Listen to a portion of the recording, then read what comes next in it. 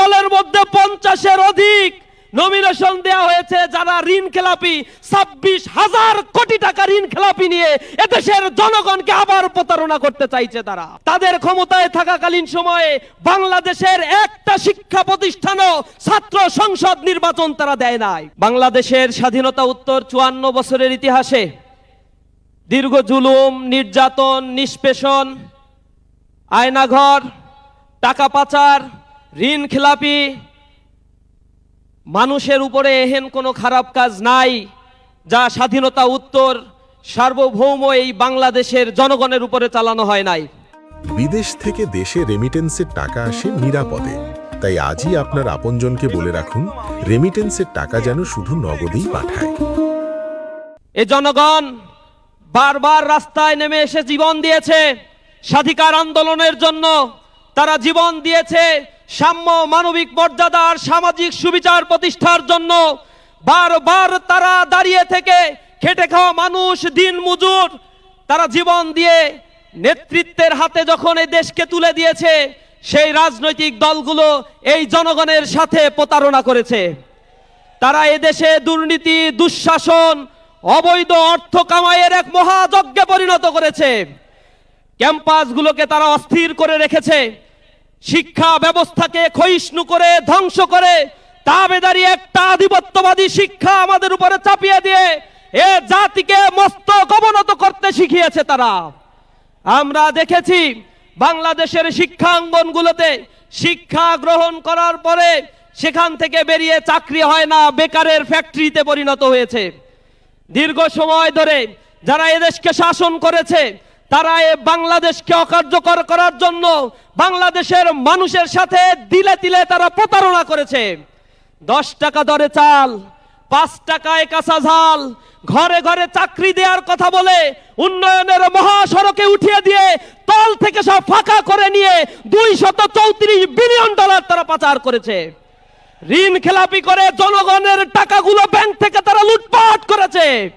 আমরা আবার দেখতে পাচ্ছি একটা দলের মধ্যে 50-এর অধিক নমিনেশন দেওয়া হয়েছে যারা ঋণ খেলাপি, 26,000 কোটি টাকা ঋণ খেলাপি নিয়ে এদেশের জনগণকে আবার প্রতারণা করতে চাইছে। তারা এই দেশকে তারা বলছে জনগণের ক্ষমতায়ন করবে, চাকরির ব্যবস্থা করবে, বেকারত্ব দূর করবে, কার্ড দিবে। তারা বিগত সময়গুলোতে 10 বছর যখন তারা ক্ষমতায় ছিল তখন 10 বছরে দুর্নীতিতে এই দেশকে চ্যাম্পিয়ন করেছিল। বেকারত্বের হার বিগত তাদের 10 বছরে দেখবেন ধীরে ধীরে ঊর্ধ্বগতি ছিল। তাদের ক্ষমতায় থাকাকালীন সময়ে বাংলাদেশের একটা শিক্ষা প্রতিষ্ঠানও ছাত্র সংসদ নির্বাচন তারা দেয় নাই। তারা জনগণের ম্যান্ডেটে যদি বিশ্বাস করত তাহলে তারা ছাত্রদের জুলাই অভ্যুত্থান পরবর্তী ক্যাম্পাসগুলোতে ছাত্রদের ম্যান্ডেটের বিপক্ষে তারা অবস্থান করত না। আপনারা দেখেছেন প্রতিটা ছাত্র সংসদ নির্বাচনের ক্ষেত্রে তারা যা ইচ্ছা তাই কার্যক্রম পরিচালনা করেছে। তাদের মবের কারণে প্রতিটি ছাত্র সংসদ নির্বাচন বারবার রিশিডিউল করতে হয়েছে। তাদের অযৌক্তিক দাবির পরিপ্রেক্ষিতে জাহাঙ্গীরনগর বিশ্ববিদ্যালয়ে হাতে ঘুরে সেখানে রেজাল্ট দিতে গিয়ে 3 দিন পর্যন্ত রেজাল্ট দিতে তারা গরিবসী করেছে। সর্বশেষ হারার ভয়ে খেলতে না নেমে তারা যে কাজটা করেছে, জাতীয় নির্বাচন কমিশনের সামনে গিয়ে তারা 2 দিন অবরোধ করে রাখছে। তারা নির্বাচনের প্রচারণা করে না, তারা নির্বাচন কমিশন অবরোধ করছে। অবরোধে যখন কাজ হচ্ছে না তখন তারা ছাত্রদের, তাদের দলের কিছু নেতাকর্মীকে নিয়ে এসে হাইকোর্টে রিট করেছে। সর্বশেষ কোর্টকে ব্যবহার করে শাহজালাল বিজ্ঞান প্রযুক্তি বিশ্ববিদ্যালয়ের নির্বাচন তারা স্থগিত করেছে। করার পরে তারা করো জোরে হাতে তালি দিয়ে তা সেলিব্রেশন করেছে। তার মানে কি পরিমাণে অন্তরে ভয়, দুরু অবস্থা তাদের। তারা ভীত বিহ্বল হয়ে পড়েছে। আগামীর বাংলাদেশে জনগণ যে জেগে উঠেছে, আত্মদাবাজদের পছন্দ করে না, কাঠ খেলে যে ব্যবসা তারা চালু করতে চায়, সেই ব্যবসার রাজনীতি বাংলাদেশে আর চলবে না। এই ব্যবসা 2022 সালে আওয়ামী লীগ খেলছে। 1 কোটি কার্ড দিয়ে 32 লক্ষ কার্ড ছিল অকেজো। 68 লক্ষ কার্ড দিয়েছে তাদের নিজস্ব চ্যানেলে। উপজেলা পর্যন্ত আওয়ামী লীগের নেতা কর্মীরা এই কার্ড দিয়ে বাণিজ্য করে কোটি কোটি টাকা তারা হাতিয়ে নিয়েছে। ব্যবসা বাণিজ্য করে ফুলে ফেপে অনেক বড় হয়ে গিয়েছিল তারা। এটা নিকট অতীতের ইতিহাস, জনগণ এগুলো মনে রাখছে। আবার সেই প্রতারণা করা শুরু করছে।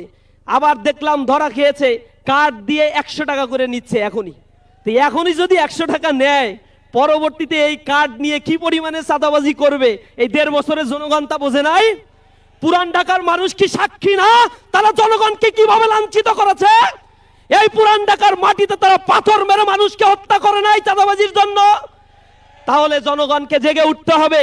আগামীর 12ই ফেব্রুয়ারি নতুন বাংলাদেশের সূর্য উদিত হবে, যে বাংলাদেশ হবে ঐক্যবদ্ধ, স্বনির্ভরশীল, আত্মপ্রত্যয়ী আর ইনসাফের একটি বাংলাদেশ। সেই বাংলাদেশ গড়ার জন্য তরুণ সমাজ আজ জেগে উঠেছে। তাদের ভোটের অধিকার 17 বছর ধরে কেড়ে নেওয়া হয়েছিল। সুতরাং তারা আবার যদি ভোটের অধিকার থেকে বঞ্চিত হয়, এবার আবার কথা বলবে। তরুণ সমাজ আবার জেগে উঠবে, প্রয়োজনে রক্ত দিয়ে আবার বিপ্লবের ডাক দিবে ইনশাআল্লাহ।